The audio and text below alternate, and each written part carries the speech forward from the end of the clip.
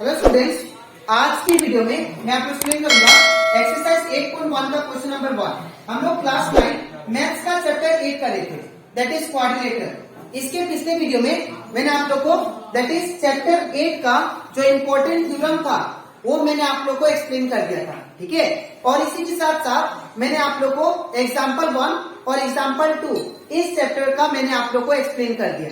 तो अगर आपको सारा दैट इज एग्जाम्पल 1 और एग्जाम्पल 2 का कंसेप्ट और थ्योरम इस चैप्टर का अच्छे से सीखना है तो आप लोग उसको मेरे यूट्यूब चैनल में जाके उसको देख सकते हो, ठीक है।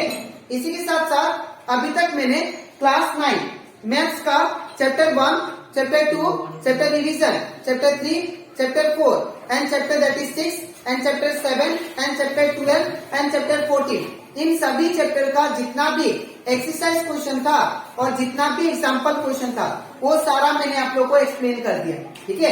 तो अगर आपको इन सभी चैप्टर का जितना भी एग्जाम्पल क्वेश्चन है और एक्सरसाइज क्वेश्चन है अगर अच्छे से सीखना है तो आप लोग उसको मेरे यूट्यूब चैनल में जाके उसको देख सकते हो, ठीक है। मैंने हर एक चैप्टर का प्लेलिस्ट बना के अपलोड कर दिया, ठीक है। तो स्टार्ट करता है क्लास। यहाँ पे ये जो एक्सरसाइज 8.1 का क्वेश्चन नंबर 1 जो है ये बहुत इंपॉर्टेंट है बिकॉज ये आप लोग का बोर्ड एग्जाम में हमेशा आते रहता है, ठीक है। तो इसको अच्छे से देखिएगा। यहाँ पे क्या बोला गया है, the angles of a quadrilateral are in the ratio 3:5:9:30। Find all the angles of the quadrilateral. अब यहाँ पे क्वाड्रिलेटरल का जो एंगल्स है हम लोग जानते हैं क्वाड्रिलेटरल्स में 4 एंगल्स होते हैं, ठीक है। और वो 4 एंगल्स जो है वो रेशियो में दिया है आपको, ठीक है। तो अगर चारों दैट इज एंगल क्वाड्रिलेटरल का रेशियो में अगर दिया है तो बताइए दैट इज जितना भी एंगल बनेगा, ठीक है, वो एंगल क्या होगा, ठीक है। जो ओरिजिनल एंगल जो होगा इन रेशियो के बाद वो ओरिजिनल एंगल कितना होगा वो आपको फाइंड करना है, ठीक है। तो कैसे करेंगे आप लोग ध्यान से देखो। सबसे पहले हम लोग क्वाड्रिलेटरल बना लेते हैं, एक 4 साइडेड फिगर। तो ये होगा 4 sided figure that is quadrilateral, ठीक है। इसको मान लेते हैं हम लोग ए, ठीक है। इसको मान लेते हैं हम लोग बी, इसको मानते सी, इसको मानते डी, ठीक है। तो एबीसीडी क्या होगा आप लोग का क्वाड्रिलेटरल, ठीक है। तो अगर आपको क्वाड्रिलेटरल एबीसीडी दे दिया, अब हम लोग मान लेंगे कि ए एंगल क्या है दैट इज आपको जो रेशियो दिया है वो क्या दिया है 3:5:9:30। लेकिन यहाँ पे अगर एक एंगल फाइंड करे तो जब भी आपको रेशियो में दे आप लोग एक एंगल कैसे फाइंड करोगे, 3 के साथ x लगा दोगे, क्योंकि हम लोग को कंप्लीट एंगल ए हम लोग को फाइंड करना है, हमें पता नहीं है, ठीक है। तो हम लोग क्या करेंगे यहाँ पे late a equal to 3x, ठीक है। और b पे कितना बनेगा सेम वे 5 लिख के x लगाएंगे, ठीक है। और c पे जो एंगल बनेगा मान लेते हैं 9x और d पे जो एंगल बनेगा वो मान लेते हैं हम लोग 30, ठीक है। तो यहाँ पे हम लोग लिखेंगे सॉल्यूशन में सबसे पहले लेट a इक्वल टू क्या माना मैंने एंगल 3x, क्योंकि रेशियो में क्या दिया पहला 3 दिया 3x और b को क्या मानेंगे दैट इज 5 दिया था। इसके बाद c को क्या मानेंगे that is 9x।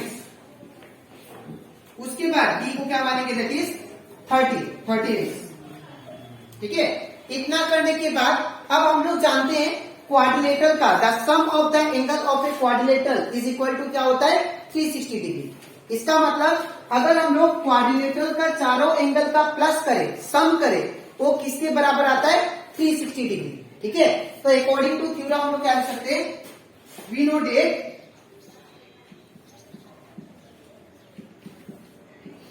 Date sum of the angles of a quadrilateral is कितना होता है 360 डिग्री।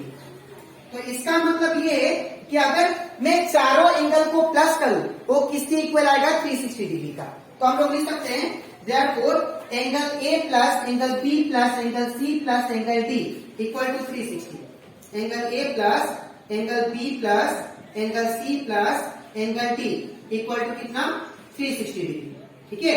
इसके बाद एंगल A की जगह पे क्या लिखेंगे हम लोग 3x, तो यहाँ पे 3x, ठीक है। और यहाँ पे एंगल B की जगह पे क्या लिखेंगे 5x प्लस एंगल C की जगह पे 9x 9x प्लस और एंगल डी की जगह पे 13x इक्वल टू 360 डिग्री।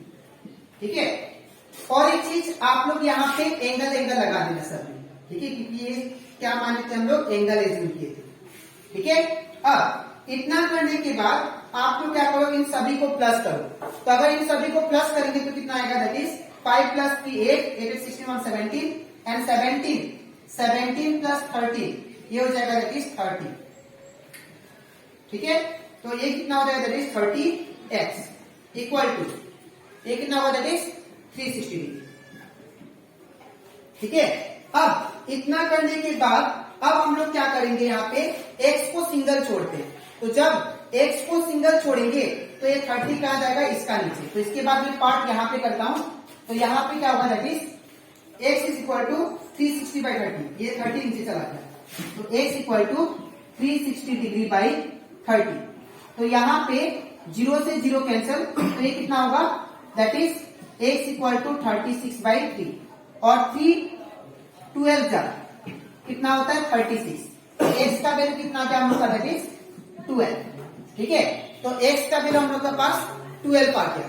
तो अगर x का वैल्यू 12 है तो बाकी सारा एंगल हम लोग आराम से निकाल सकते हैं। ठीक है, तो देयरफॉर सबसे पहले हम लोग एंगल a निकालते हैं। तो एंगल a क्या दिया हम लोग के पास, 3x और एंगल a इक्वल टू कितना होगा, 3 इंटू एक्स का वैल्यू कितना, x की जगह पे हम लोग को ये प्लेस करना है 12। तो यहाँ पे एंगल a कितना आ गया, 12 3 जा 36 डिग्री। ठीक है, इन द सेम वे हम लोग एंगल b निकालते हैं। तो एंगल b कितना दिया है, 5x, तो यहाँ पे 5x दे दिया।